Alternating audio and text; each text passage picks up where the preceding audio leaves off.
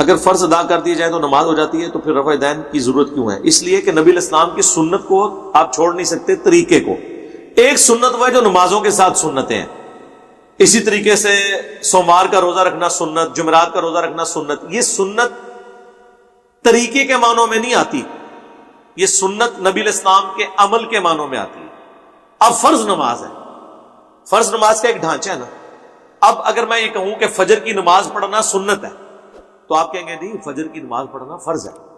تو میں پھر اگر آپ سے یہ پوچھوں کہ کیا حضور نماز نہیں پڑھتے تھے فجر کی، تو آپ کہیں گے ہاں پڑھتے، تو پھر سنت بھی تو ہوئی نا، ہوئی نا۔ یہاں سنت ہوگی طریقے کے معنوں میں، سمجھ آ گئی؟ انٹینسٹی کی جب بات کریں گے نا، تو پھر فجر کے 2 فرض سنت نہیں ہے، وہ فرض ہے، اور طریقے کی بات کریں گے تو سنت ہے۔ اب فرض جو ہے وہ آپ نے کس طریقے سے ادا کرنا ہے، کہ ہاتھ سر پہ باندھنے یا کمر پہ باندھنے؟ فرض کو سنت طریقے پہ ادا کرنا ہوگا نا۔ وضو کرنا فرض ہے، اگر آپ وضو ایسا کریں کہ جو قرآن اور حدیث میں نہیں آیا، اور آپ اس کو وضو کا نام دے دیں، تو میں آپ کو کیا کہوں گا کہ یہ وضو جو ہے سنت کے مطابق نہیں ہے۔ آپ کہیں وضو تو فرض ہے نا، سنت کا بیچ میں کیا کام ہے؟ بھئی سنت طریقے کے معنوں میں۔ اس طرح رفع الیدین کرنا فرض نماز میں نماز پڑھنے کا سنت طریقہ ہے۔ وہ مولانا ساق صاحب بڑی پیاری بات کرتے تھے کہ بیسک سٹرکچر نماز کی سیم ہے۔ دنیا کا ہر فرقہ نماز میں قیام کرتا ہے، قیام میں سورہ فاتحہ اور سورت ملاتا ہے، رکوع میں جاتا ہے، اس کے بعد رکوع سے سیدھا کھڑا ہوتا ہے، پھر 2 سجدے کرتے ہیں، سب 2 سجدوں کے درمیان بیٹھتے ہیں، 2 رکعتوں کے بعد بیٹھتے ہیں، 4 رکعتوں کے بعد سلام پھیرتے ہیں۔ بیسک سٹرکچر ہر ایک کی سیم ہے، لیکن بیچ میں پھر فرق رفع الیدین کا حنفی شروع والا کرتے ہیں، اور اہل حدیث جو ہے رکوع میں جاتے وقت، رکوع سے اٹھتے وقت اور تیسری رکعت میں اٹھنے کے بعد کرتے ہیں۔ اہل تشیع ہر تکبیر پہ کرتے ہیں، سجدوں میں بھی کرتے ہیں۔ تو انہوں نے کہا کہ رفع الیدین جو ہے نا، یہ حسن ہے، اور اس کی مثال یوں ہے کہ ایک بندہ بیٹھا ہوا ہے جس کی ایک ٹانگ ٹوٹی ہوئی ہے، دوسرے کی بازو ٹوٹی ہوئی ہے، تیسرے کی آنکھیں نکلی ہوئی ہیں، لیکن آپ اس کو کہتے ہیں انسان ہی ہے، اور ایک وہ ہے جس کے پورے اعضاء سلامت ہے۔ تو یہ جو نماز رفع الیدین کے ساتھ ہے، یہ مکمل اعضاء کی سلامتی کے ساتھ ہے۔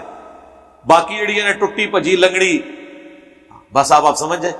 اسی لیے احمد بن حنبل کا فتویٰ ہے، مسائل احمد میں موجود ہے، جب ان سے پوچھا گیا کیا رفع الیدین کے بغیر نماز ہو جاتی ہے، تو ان کو کہنا چاہیے تھا ہاں یا نہ، تو انہوں نے درمیانی جواب دیا، کیونکہ حکومت تو حنفیوں کی تھی۔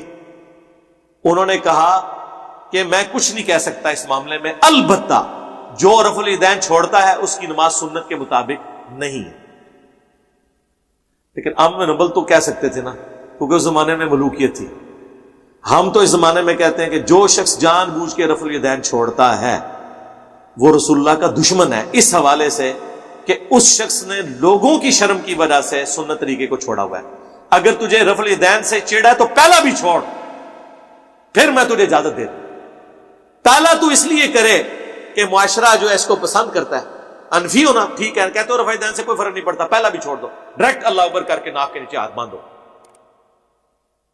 اور جب کوئی پوچھے اس کو، یار تم نے خود ہی کہا تھا رفع الیدین سنت ہے، تو میں پہلا بھی چھاڑ دیتا۔ لیکن اگر آپ پہلا کرو گے باقی چھوڑو گے، تو ہم آپ سے پوچھیں گے نا۔ میرے ایک قریبی دوست میرے ساتھ اعتکاف بیٹھے 2007 میں، G10 میں ہم رہتے تھے اسلام آباد میں، تو وہ بریلوی تھے، آہستہ آہستہ وہ ریورٹ ہو کے دیوبندیت کی طرف آئے، کیونکہ میں بھی بیچ میں تبلیغی جماعت میں جانا شروع ہو گیا۔ پھر مجھے جب سمجھ آئی کہ یہ تو وہی ہے، صرف اندر سے سیم ہی ہے دونوں، باہر کے انہوں نے بورڈ لادہ لگائے ہوئے، تو میں نے سنت کے مطابق جب نماز شروع کی، تو وہ جو میرے دوست تھے ان کو ایک دیوبندی عالم نے ایک کتاب دے دی نماز کے طریقے پہ، اور کہا کہ یہ تمہارے جو علی بھائیاں نے گمراہ ہو گئے، نماز کا طریقہ یہ ہے۔ وہ میرے پاس لے کے آیا، میں نے کوئی غصہ نہیں کہا، میں نے وہ کتاب پڑھی۔ آپ حیران ہوں گے کہ یہ ان بیچاروں کو تمیز بھی نہیں ہے اپنی بات بھی پہنچانے کی۔ اس نے وہ کتاب کے شروع میں لکھا ہوا کہ حنفی ہاتھ کانوں تک کیوں اٹھاتے ہیں؟ وہ کہتے ہیں صحیح مسلم میں حدیث ہے کہ مالک بن حویرث کہتے ہیں کہ نبی علیہ السلام جب نماز شروع کرتے تو دونوں ہاتھوں کو کانوں تک اٹھاتے۔ وہ میں نے بتایا نا کہ کندھوں والے الفاظ بھی ہیں بخاری میں، مسلم میں کانوں والے بھی ہیں۔ جب یوں آپ اٹھائیں نا تو یہ انگلیاں کانوں کی سیدھ میں آتی ہیں، تھیلیاں کندھوں کی سیدھ میں، تو یہ خود بخود کان اور کندھے شامل ہو جاتے ہیں۔ اور اتنی حدیث لکھی بھی، میں نے اسے کہا کہ یہ دیکھو یہ صحیح مسلم کی حدیث ہے۔ اب میں تمہیں مسلم شریف کھول کے بتاتا ہوں حنفیوں کی۔ میں نے مسلم شریف کھولی تو حدیث یوں تھی کہ مالک بن حویرث کہتے ہیں کہ نبی علیہ السلام جب نماز شروع کرتے دونوں ہاتھ کانوں تک اٹھاتے، پھر جب رکوع میں جانے لگتے تو کانوں تک اٹھاتے، جب رکوع سے سر اٹھاتے تو کانوں تک اٹھاتے. تو مجھے تو اب کرنے کی ضرورت ہی کوئی نہیں سی رہ گئی. میں کہا دیکھ نے ادھی حدیث لکھی ہے. اب ایک عام بندہ جس کی روٹی روزی دین سے نہ جڑی ہو، اس کو مولوی اس طرح کی ادھوری آدھی حدیث لکھ کے دے تو اس کے کانوں سے دھواں نکلتا ہے. وہ پھر مولوی پہ خود کش حملہ آور ہوتا ہے، یہ ذہن میں رکھیں جی. پھر اس کو بات سمجھ آ جائے پھر وہ حضرت عمر ہوتا ہے کہ 40ویں نمبر پہ مسلمان ہو کے ترقی کر کے دوسرے نمبر پہ پہنچ جاتا ہے.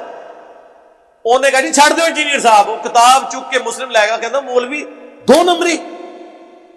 صرف اس نے کہا ہم نے آدھی حدیث اس لیے لی ہے چونکہ ہم کانوں تک شروع میں مانتے ہیں، اس لیے ہم نے اپنے حصے کی حدیث ڈالی ہے، آگے آپ چونکہ مانتے نہیں اس لیے آدھی حدیث لکھی ہے. اب یہ جواب دے کے تو مجھے تو کوئی اور حدیث دینے کی ضرورت نہیں ہے.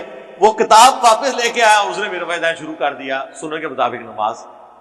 میرے اپنے محلے کے کئی لوگ ہیں، ان کو محلے کے مفتی ایک بڑے قریبی دوست ہے. میں نے رفع الاذان شروع کرنے کے بعد بھی 6 مہینے تک جب تک مجھے بریلویوں نے اس مسجد سے نکالا نہیں ہے، میں نے اسی مسجد میں نماز پڑھی ہے. نکالنے سے مراد مجھے تنگ کرتے تھے وہ، کیونکہ میں چاہ رہا تھا میں کلہ نہ مرا، 4 بندے لے کے مرا. میرے جتنے بچپن کے دوست تھے سب سے میں اسی طریقے سے. اب میں بے وقوفی کرتا کہ میں جس طرح اکثر اہل حدیث کرتے ہیں، جیسے ہی وہ رفع الاذان شروع کیا تو فوراً اہل حدیث کی مسجد میں بھاگ گئے کہ ٹھیک ہے میں تو اب جنت میں جاؤں گا، یہ جہاں مرضی جائیں. اسی لیے میں کہتا ہوں جدھر ہے وہاں رہے. ایک ایک کر کے میں نے سب دوستوں سے، انہوں نے کہا یار یہ کوئی نئی مخلوق نہیں بنا، نجدی نہیں ہوا، اس کو کچھ نہیں ہوا، ٹھیک ہے. پھر میں نے ان کو گھر بلایا، میں نے کہا یار تم لوگ تو مجھے تو جانتے ہو نا، بھابی تو گستاخی رسول ہے، میں تو نہیں ہونا. کوئی میری گستاخی دیکھی ہے؟ نہیں. میں نے کہا یار یہ دیکھ لو، یہ بریلویوں کی بخاری مسلم ہے، میں آپ کو بتاتا ہوں نماز کا طریقہ یہ ہے. اگر آپ اس کا جواب اپنے علماء سے لے آؤ تو میں تو دیکھو تمہارے پیچھے نمازیں ان کے پیچھے پڑھ رہا ہوں، میں تمہیں مسلمان سمجھتا ہوں، کوئی مسئلہ نہیں ہے. لیکن مجھے حق پتہ چلا، میں تمہیں بتانا چاہتا ہوں. ان میں دعوت اسلامی والے بھی تھے. وہ ایک مفتی صاحب کے پاس گئے، انہوں نے کہا جی وہ گھوڑوں کے دموں والی حدیث ہے صحیح مسلم میں. میں نے اسے صحیح مسلم دی، میں نے کہا، انہوں نے تو کہنا ہے، میں اے پھڑ اے لکھی ہے بچ جا کے انہوں نے دکھا. وہ مفتی 25 سال سے وہاں پہ پڑھا رہا تھا. اس نے جب حدیث پڑھی نا، اور اس کے اوپر امام نبوی کا باب تھا کہ سلام پھیرتے وقت جو ہے وہ ہاتھوں کو اٹھانا اور نماز میں سکون کرنے کے معاملے میں، وہ تو سلام پھیرتے وقت صحابہ کرام ایک دوسرے سے ہاتھ بھی ملا لیتے تھے. حدیث جابر بن سمورہ والی، انہوں نے جب پوری پڑھی اس میں اینڈ میں لکھا ہے کہ نبی علیہ السلام نے ہمیں کہا کہ اپنے ہاتھ زانوں پہ ہی رکھو. کوئی گھوڑوں کے دموں والی حدیث ہمیں بتائے نا، ہم بڑے خوش ہوتے ہیں، ہمیں پتا ہوتا ہے اب یہ رفع الیدین شروع کر دے گا. کیونکہ جب وہ پڑھے گا نا کہ تو سلام پھیرتے وقت رفع الیدین تھا، وہ تو چانڈ سے بھی رفع الیدین ہی ہوتا ہے، ہاتھ اٹھانا. اور وہ اس کو پڑھ کے وہ والے رفع الیدین پہ لگا رہے تھے. جب انہوں نے پڑھا، مفتی نے پڑھا نا، وہ بھی حیران ہو گیا، کہتا ہے اچھا ہے بھی کہ لکھا ہے؟ وہ ہے نا اتنے ہی رہ گیا. علماء یہودی تنا اوس اور خزرج میں ہدایت مل گئی، اس منڈے نے رفع الیدین شروع کرتا. ٹھیک ہے، اس لیے علیحدہ نہیں ہونا جب تک کہ آپ کا اکرام مسلم نہ کرے، آپ نے علیحدہ نہیں ہونا. اور اب اگر اکرام مسلم بھی کوئی کرے نا، کوئی مسئلہ نہیں ہے. ہمارے کئی لوگ ہیں جن کو تحریک لبیک والوں نے تنگ کیا ہے، یہاں فون کیا جی علی بھائی یہ کرتے ہیں. ہم نے کہا کوئی مسئلہ نہیں ہے، ایک اپلیکیشن لکھتے ہیں کہ ایک نان اسٹیٹ ایکٹر تنظیم، ایک کلعدم تنظیم کا نمائندہ مجھے کرتا ہے. وہ تو پولیس والے تو تیار بیٹھے ہیں ان سے پیسے کھانے کے لیے. کوئی جو بندی بریلوی اہل حدیث شیعہ آپ کو مسجد میں نماز پڑھنے سے منع کرے، ایک اپلیکیشن لکھ کے دے. آپ صرف اس کو یہ کہہ بھی دیں کہ میں اپلیکیشن لکھنے لگوں، آندہ وہ آپ کو تنگ بھی نہیں کرے گا. وہ زمانے گئے، یہ اب زمانہ ہے رد الفساد اور ضرب عزب کا. الحمدللہ یہ ہماری قوم اور خصوصاً پاک فوج کی قربانیوں کی وجہ سے بڑے حالات نارملائز ہو گئے ہیں، ورنہ یہ مولوی دہشت گرد تھے. ہمارے محلے میں ایک بھائی ہیں، انہوں نے رفع الیدین کے ساتھ نماز شروع کی. آج تک کبھی میرے نہ درس میں آئے ہیں وہ، نہ کسی پروگرام میں آئے ہیں، صرف ویڈیوز. اور وہ کٹر جدی پشتی دیوبندی تھے، اور چونکہ وہ سٹرانگ تھے ان کو وہ کچھ کہہ بھی نہیں سکتے تھے.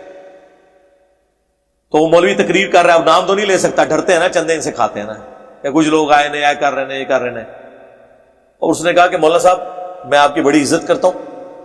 اچھا وہ بھی کیا کرتا تھا، مولوی صاحب تقریر کر رہے ہوتے تھے جا کے پہلی صاحب میں، اب سارے لوگ دیکھ رہے ہیں کہ ملک صاحب بھی تو شروع تو ایسا.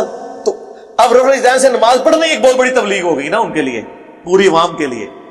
تو لوگ کہتے ہیں نا مولوی یار کو کچھ نہیں کچھ کہنا، انہیں پھر تقریر کر چھڑی. کہڑے کرتے ہیں اپنی مسجد جا کے نماز پڑھو. انہیں اسلام پھر کے ان کا حضرت صاحب یہ ساری اپنی مسجد ہے. اپنی مسجد کیڑی ہوندی ہے؟ یا تو اتنے لکھ کے لاؤ نا تسی کہ اتنے صرف تھوڑے فرقے کا بندہ. یہ کون لکھ کے لگا سکتا؟ یہ تو لکھ کے لگاتے ہیں یہاں کا امام جو ہے وہ اس مسلک سے ہوگا, مقتدی کا کہیں نہیں لکھا ہوتا. ہاں پھر اس نے کہا کہ دیکھیں مولانا صاحب میں آپ کی بڑی عزت کرتا ہوں, میں نے آپ سے قرآن پڑھا ہے, آپ میرے استاد ہیں, میں آپ کا اتنا احترام کرتا ہوں کہ میں آپ کے ساتھ کچھ مس بہیو نہیں کروں گا. آئندہ آپ نے حرکت کی تو میں چپ کر کے تھانے میں اپلیکیشن دوں گا, تھانے والے جانے, اور آپ, میں نہیں چاہتا کہ میں آپ کے ساتھ کچھ کروں کیونکہ میں آپ کی عزت بہت کرتا ہوں. تو تھانے والے پکڑیں گے. پھر وہ جب عمرے کے لیے جانے لگے تو وہ مولانا صاحب کو ملنے آئے, کہنے لگا حضرت آپ جا رہے ہیں نا تو مہربانی کریں, وہاں تو آپ مکے مدینے سے اسلام پھیلا نا, وہاں سے آپ فتویٰ لے کے ہیں کہ یہ رفع دین کے ساتھ نماز کا طریقہ ختم ہو چکا ہے, میں چھاڑ دیں گا. تو بڑی حکمت سے معاملات کو ٹیکل کیا جا سکتا ہے.